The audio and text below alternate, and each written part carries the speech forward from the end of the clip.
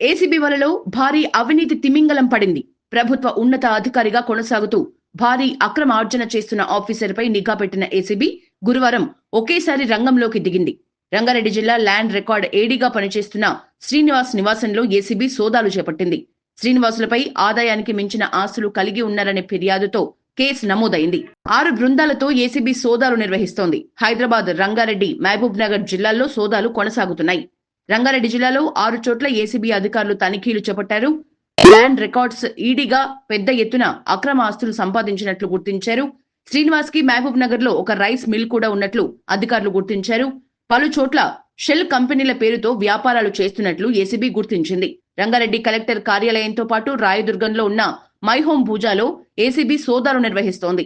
ACB సోదాల తర్వాత market value ప్రకారం శ్రీనివాస అక్రమ ఆస్తుల విలువ ఎంత, ఆ సంపదను ఆయన ఎక్కడెక్కడ పెట్టుబడుల రూపంలో పెట్టారు, షెల్ కంపెనీల ద్వారా నిధులు ఎటు మళ్లించారు అనే వివరాలు తెలిసే అవకాశం ఉంది.